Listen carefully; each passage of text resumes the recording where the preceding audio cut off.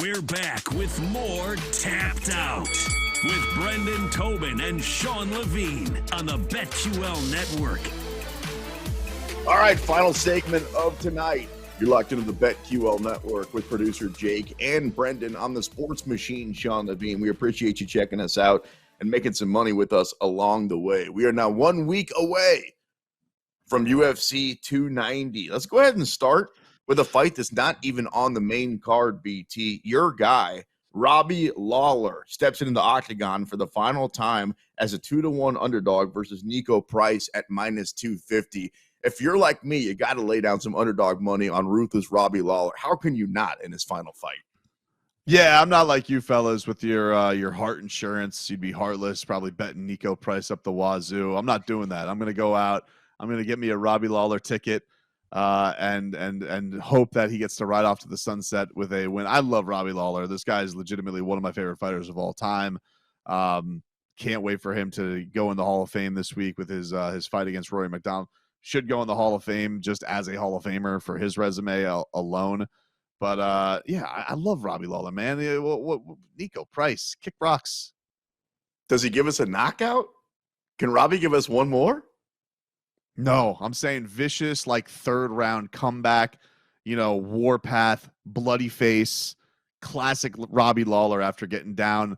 Let's just say like he's down 0-1, comes back, squeaks out around 2, and Nico Price, he looks across the cage and he just sees that crazy man stand up. And he doesn't even know what hit him. He goes, oh, my God, I thought this old man was going to go away. No, not today, Nico Price.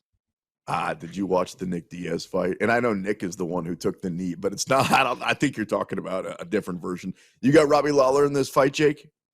I do. I'm taking Robbie Lawler over Nico Price. I like the underdog odds. Method-wise, I actually think Robbie could knock Nico out. Nico's pretty chinny, and he fights crazy, so... Not the way you want to go in against ruthless Robbie Lawler. They will definitely at one point meet in the middle of the octagon. He is a little chinny, now that you mention it. Maybe I will take Robbie Lawler on that big plus money by knockout. All right, if we're talking underdogs, I got one for you guys. How about Trishawn Gore at plus 700 taking on Bo Nickel at minus 1,200? I would not wish an injury upon anybody in this sport. Like, it's the worst thing that happens. That being said, it does happen sometimes. So I never lay down that type of money on a guy that's minus 1,200, even though he should probably be minus 3,500 if we're talking about his chances of actually winning this fight. It feels like BT, Bo Nickel goes out there, ragdolls Gore, takes care of it in like 2 minutes like he has all of his other fights, but I'm still not putting any money on it. Yeah, I'm curious. I'm like looking for some of like the method odds on this and seeing like even like Bo Nickel like winning in half a round or seeing what you can do, something like that. Because here's the thing with Bo. Yeah, this is the thing that's fun with Bo is like he seems to have a very great sense of everybody is tuning in to see him not only win but be dominant, which is fun because a lot of the times like a guy will have a lot of hype behind them, but they won't necessarily buy into that. They'll still take a very calculated method. There still seems like there's a little bit of a risk to Bo Nickel. Like he likes to go out there and wow people. And he's not taking on a bum. Like Trishawn Gore is a very good young fighter, a good prospect, I would say. But, this is a guy, I would say Trishawn's looked upon as a guy who is a good young fighter. Bo Nickel's looked upon as a guy who can't miss. And I think for that, I think it should probably be an easy first round win for him. And I'm curious to see what the Bo Nickel show can give us that night. Jake, if the over-under was half of 1 round, which way are you playing it? I'm going over for this one. Trishawn's tough. The toughest fighter Bo's had to fight yet. And we keep saying that every fight he has, but they're building him right. It's a small stepping stone each time out. I just think Trishawn's very skilled. He has UFC experience. He has great wrestling. I'm not sure it's as good as Bo's wrestling, but he can hang in the grappling department. And I'm actually interviewing Trishawn tomorrow. I know he's been working on looking for the knockout exclusively. So that's either going to hurt him or help him, but I'm not going to lay money on Trishawn, but the over half a round, I think this sees a round 2. Oh, well, he's going to have the extra motivation having talked to you this week. Maybe the odds go down to like, plus 550 or something like that. At BetMGM right now, he's a 7-1 underdog. Dan Hooker, a 2-1 dog on that card, takes on Jalen Turner, the favorite at minus 280. let's spend the last few minutes of today's show talking about the top 3 cards at UFC 290 next Saturday, starting with the Reaper, friend of the show. Robert Whittaker is back, minus 400, taking on Dricus du Plessis. I think I'm gonna just take the value bet on this one, even though ultimately I think that Robert Whittaker is the better fighter. He's the more experienced fighter. I actually think that he's the second best fighter in the division. He's just ran into Stylebender a couple of times and hasn't been able to beat him. I think I'm going to play the du Plessis at 3-1. What say you, BT? No, I'm going to stick with Rob to get the job. Let me just say, like, du Plessis winning is the more interesting result because obviously there's a little bit of heat between him and Stylebender. So it's a fresh matchup. We need that in the middleweight division. So it's the better story if du Plessis gets it done. But Robert Whittaker has just shown himself to be like the class of the division that's not the champion. And he's been champion. He's been that good. I just think that for this one, he's got so much experience on that big stage. Du Plessis is getting that taste of almost being there. And I feel like Robert Whittaker is going to school him and show him, no, there's levels to this. What's the point, though, for Robert Whittaker of this fight? For du Plessis, it's obvious. If you win, especially if you knock out Robert Whittaker, you probably get your shot at the title. For Whittaker, let's say that he kicks his head off, and he's not going to get another shot at Izzy, is he? I think like the one thing that you could probably say, and it's not really Rob's style because he's so mild-mannered. He's not really a big call-out guy.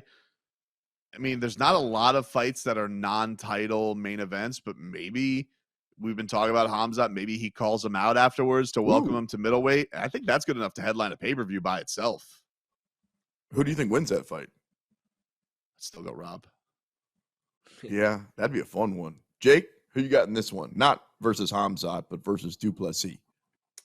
You got to go Bobby Knuckles. I don't think du Plessis has anything to offer Whittaker, really. I think Whittaker's just a better du Plessis all around. They have very similar styles. They're both brawlers who lead with their head and have snappy punching, good grappling.